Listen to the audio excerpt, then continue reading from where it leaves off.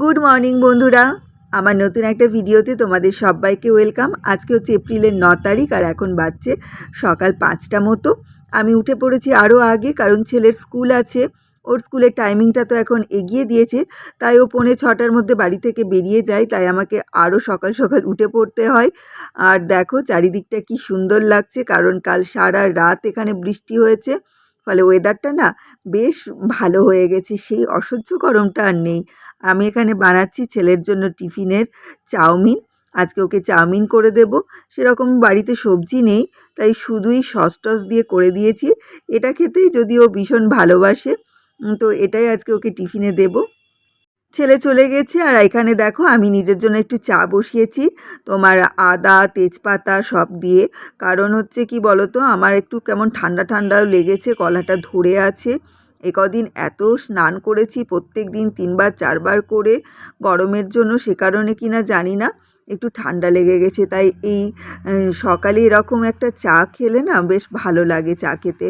এমনিতে লিকার চা আমি খুব একটা পছন্দ করি না, কিন্তু এই তেজপাতা আদা দিয়ে করলে বেশ ভালোই লাগে খেতে। তো সেটাই খেয়ে নিচ্ছি এখন। এখন আমি স্নানটা করে নিলাম। আজকে ওয়েদারটা, কালকে বৃষ্টি হয়েছে এখানে, আগের দিনও বৃষ্টি হয়েছে, তো কালকে রাত্রে এখানে ভালোই বৃষ্টি হয়েছে। তো ওয়েদারটা না একটু বেশ ঠান্ডা ঠান্ডা, রোদও কিন্তু সেরকম ওঠেনি। অন্যদিন যেমন কি হয়, সকাল হতে হতে একদম কড়া রোদ উঠে যায়, আজকে একদমই রোদ ওঠেনি আর ওয়েদারটা বেশ ঠান্ডা ঠান্ডা লাগছে। তো কদিন কি হয়েছিল, যে যতদিন গরম পড়েছে সকালেই স্নানটা করে নিতাম, তো সেটা একটা অভ্যাস হয়ে গেছে। তো স্নান করে নিলাম, এখন যাব হচ্ছে ছাদে কাপড় মেলতে। চলো ছাদে কাপড়গুলো মেলে আসি। আজকের ব্লগটা কিন্তু একটু অন্যরকম। সেটা কেন বললাম, তোমরা যদি ব্লগটা পুরোটা দেখো তাহলেই বুঝতে পারবে। মানে আজকে পুরো দিনটা আমার ভীষণ চাপে যাবে, কারণ প্রচুর কাজকর্ম আছে। কেন সেটাও তোমাদের একটু পরেই বলবো। আর হচ্ছে কি বলো তো, এই কাপড়গুলো মেলে এলাম, এখন নিচে নামছি, নিচে গিয়ে শুরু হবে রান্না বান্না। আর রান্নাটা আজকে তাড়াতাড়ি করে নেব, সে কারণেই তাড়াতাড়ি স্নান টান করে নিয়েছি, কারণ অনেক কাজ আছে আজকে। হাসবেন্ড গেছিল বাজারে, আর ও দেখো অনেকগুলো ডাব এনেছে। এখানে 3টে ডাব আমি কেটে নিয়েছি, আমার জন্য, মায়ের জন্য আর হাসবেন্ডের জন্য। তো গরমে আমাদের ডাব খাওয়াটা একটু বেশিই হয়, কারণ এই সময় ডাবের জলটা খাওয়াটা না ভীষণ দরকার, ভীষণ উপকারী। তো আমার তো খুব ভালো লাগে। আমার মতো কে কে আছো যারা ডাবের জল খেতে খুব ভালোবাসো? দেখো বন্ধুরা, আমি রান্না বান্না শুরু করে দিয়েছি। এখানে হচ্ছে ভেন্ডি আলু ভাজা, সেটা বসিয়েছি। আর কি কি হবে তোমাদেরকে দেখাই। ফ্রিজ থেকে সকালেই বের করে রেখেছিলাম এগুলো। অল্প একটু মাছের ডিম আছে, সেটার বড়া করব। আর মায়ের পেটটা না একদম ঠিক নেই, পটি প্রবলেম হচ্ছে, সে কারণে মায়ের জন্যই মাছটা এনেছে। এটা সমস্ত সবজি দিয়ে ঝোল করব। এটা হবে মায়ের জন্য, আর আমাদের জন্য হবে মাংস, পাতলা করে মাংসের ঝোল করব। এই হচ্ছে মেনু। আর হবে তোমার করলা ভাজা, করলা ভাজা করব। আর এই দেখো মায়ের জন্য সব সবজি কেটে নিয়েছি, এই সবজি দিয়ে মায়ের ওই ঝোলটা পাতলা করে করব। রান্না করতে করতে একটু দুধ চা করলাম, কারণ কি বলতো, লিকার চা খেলে না মনে হয় চাই খাইনি। তো আমি তো দুধ চা খেতে ভীষণ ভালোবাসি, তাই রান্না করতে করতে একটু চা খেয়ে নিলাম। এবার যেন মনে হচ্ছে একটু বেশি এনার্জি পাচ্ছি। ছেলের জন্য টিফিনে যে চাউমিন বানিয়েছিলাম, সেটা না বুঝতে পারিনি, পরিমাণে অনেকটা বেশি হয়ে গেছে। তো খানিকটা ছিল, সেটা এখন আমি খাচ্ছি। সকালে যদিও আমার এইসব খেতে একদমই ভালো লাগে না, কিন্তু কি করব, বেশি হয়ে গেছে তাই খেয়ে নিচ্ছি। আমার রান্নাবান্না একদম কমপ্লিট হয়ে গেছে। এখানে মাংস প্রায় হয়ে এসেছে, শুধু গরম মশলাটা উপর থেকে ছড়িয়ে দেবো, তাহলেই হয়ে যাবে। তো কি কি রান্না হয়েছে তোমাদের দেখাই। এখানে রয়েছে ভাত, আর রয়েছে এখানে মায়ের জন্য সমস্ত সবজি দিয়ে, তোমাদের তো দেখালাম মাছের ঝোল করব, সেটা রয়েছে। আর রয়েছে করলা ভাজা আর ঢ্যাঁড়স আলু ভাজা। আর খাওয়ার আগে ওই মাছের ডিমটা ভেজে নেব। এই হচ্ছে আজকের মেনু। আমার রান্না একদম কমপ্লিট হয়ে গেছে। 12টার মধ্যে রান্নাবান্না কমপ্লিট করে চলে এসেছি ঘরে। আর দেখতেই পাচ্ছ বিছানার উপর সমস্ত জামা কাপড় ঢাই করে রাখা আছে, ট্রলি ব্যাগ রাখা আছে। তো এগুলো দেখে তোমরা তো বুঝতেই পারছো যে কোথাও যাওয়ার প্যাকিং চলছে। তো ব্লগের প্রথমেই আমি তোমাদেরকে বলেছিলাম যে আজকে সারাদিন ভীষণ চাপে যাবে, সারাদিন প্রচুর কাজকর্ম রয়েছে। সেই কারণেই কি বলো তো, রান্নাটা না তাড়াতাড়ি করে নিলাম। রান্নাটা হয়ে গেল মানে আর কোনো পিছুটান নেই, এবার বাকি কাজকর্মগুলো ধীরে সুস্থে করতে পারবো। আর রাত্রেই না আমি ট্রলি ব্যাগের মধ্যে আমার আর ছেলের মোটামুটি একটা আন্দাজ করে জামা কাপড় ভরে রেখেছিলাম, কিন্তু এত জামা কাপড় নেব না, এখান থেকে অর্ধেক পাই বাদ যাবে, তারপর বাকি যা যা নেব সেগুলো একদম ফাইনাল করে গুছিয়ে নেব, কারণ কালকে ভোরবেলাতে আমাদের বেরোনো আছে। ফলে আমার মানে বিকেলের মধ্যে আমাকে সমস্ত গোছানো কমপ্লিট করে নিতে হবে। তো এবার তোমাদের বলি যে কোথায় যাচ্ছি। যাচ্ছি হচ্ছে আমরা মায়ের ট্রিটমেন্টের জন্য ব্যাঙ্গালোর। আমার মা তো এখন আমার কাছে আছে, তোমরা অনেক ব্লগেই দেখতে পাও মাকে। মায়ের শরীরটা একটু খারাপ, কারণ ডিসেম্বর মাসে মায়ের একটা ছোট অ্যাটাক হয়েছিল। তো মা যেখানে থাকে সেখানে প্রাথমিক ট্রিটমেন্টটা হয়েছিল। মা দুদিন হসপিটালে ভর্তি ছিল, তারপরই মাকে নিয়ে আমরা এখানে চলে আসি। তারপর কলকাতাতেই মায়ের ট্রিটমেন্ট শুরু হয়। তো এখানে বিভিন্ন পরীক্ষা নিরীক্ষার পর ডাক্তার বলে যে মায়ের হার্টে একটু প্রবলেম আছে, তার জন্য একটা ছোট অপারেশান করে স্টেন বসাতে হবে। তো সেটা শোনার পর মা ভীষণ টেনশান করছে। মা আসলে তোমার অপারেশান একদমই করাতে চাইছে না।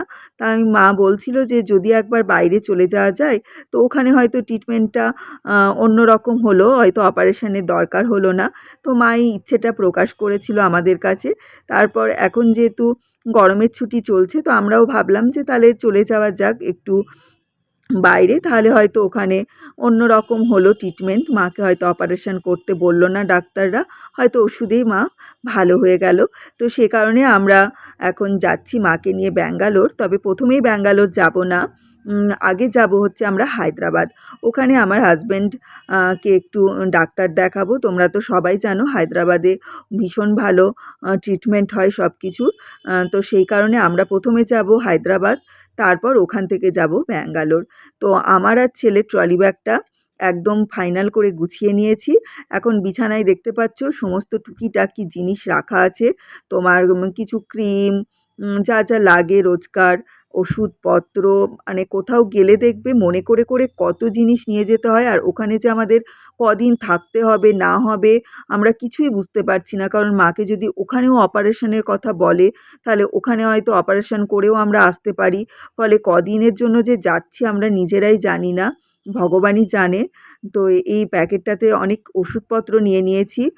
তোমার মায়ের ওষুধ আছে, আমার ছেলের, ইনো, আর হাবি-জাবি যা যা পেয়েছি হাতের কাছে সব নিয়ে নিয়েছি। আর এই ব্যাগটাতে আমার ওই ক্রিম, একটু ক্যাচা, টিপ যা যা লাগে সেগুলো নিয়ে নিয়েছি। তো কোথাও যাওয়ার আগে না শুধু মনে হয় যেন কিছু ভুলে গেলাম না তো, কিছু ভুলে গেলাম না তো, এই একটা আমার টেনশন হয়। আর এই ব্যাগটার মধ্যে কিছু তোমার মাস্ক নিয়েছি, যদি হসপিটাল যাই তখন লাগলো আর কি। একটা পাউডার নিয়ে নিয়েছি, যা যা মনে পড়ছে সব আর কি গুছিয়ে নিচ্ছি। কারণ ওখানে গিয়ে সবসময় তো আর দোকান তো অবশ্যই আছে, কিন্তু নিজেরা নিয়ে গেলে কি সবটা নিজেদের কাছেই থাকবে। আর এখানে কিছু জিনিস আছে যেগুলো আর কি ভরে নেব ব্যাগে। তো মোটামুটি গোছানো কমপ্লিট হয়ে গেছে, গোছানো মোটামুটি কমপ্লিট হয়ে গেছে ম্যাক্সিমাম। তবু দেখবে যতক্ষণ না বেরোবে ততক্ষণ তোমার মানে গোছানো কমপ্লিট হবে না, মনে হবে এটা ভুলে গেছি ওটা ভুলে গেছি। তো এটা আমি জানি যেখানেই যাই না কেন ওই যাওয়ার আগের মুহূর্ত পর্যন্ত এই গোছগাছ চলতেই থাকবে। তো ম্যাক্সিমাম হয়ে গেছে, এখন এরকম রেডি হয়ে নিয়েছি, একটু বেরোবো। টুকটাক কাজ আছে, মায়ের একটা ওষুধ আনার আছে, আর আমার একটু কাজ আছে, সেই কাজটা কমপ্লিট করে তাড়াতাড়ি ফিরবো। তো সেই সকালবেলা উঠেছি 6টার সময়, এখনও পর্যন্ত বিশ্বাস করবে না মানে আমি বসিনি, মানে কন্টিনিউ চলছে। তো চলো কাজটা তাড়াতাড়ি কমপ্লিট করে আসি, ঠিক আছে। বাজার থেকে চলে এসেছি আর দেখো এরকম একটা ব্যাগ কিনলাম। ব্যাগটা না বেশ ভালো হয়েছে, ভেতরটা অনেকটা জায়গা আছে। তো ভাবছি এই ব্যাগটাতে সমস্ত ড্রাই খাবারগুলো নেব। ড্রাই খাবার বলতে তোমার ওই মুড়ি, চিড়ে, বিস্কুট, চানাচুর, ঝুরি ভাজা, অনেক কিছু কিনেছি, সেইগুলো এর মধ্যে ভরে নেব। তারপর ধরো সাবান, শ্যাম্পু, সার্ফ, কত কী যে কিনেছি। তো আমি ভাবছি এর মধ্যেই সবটা ধরে যাবে। এটা সুবিধা হবে আমার নিয়ে যেতে। আর এরকম একটা দড়ি কিনলাম, যদি হোটেলে জামাকাপড় মেলার কোনো সিস্টেম না থাকে তাহলে ঘরের মধ্যেই এটা টাঙিয়ে জামাকাপড়গুলো মেলতে পারবো। তো এগুলো আমার বাড়িতেও ২-১টা আছে, তো ওগুলো থাক, আর একটা নিয়ে এলাম।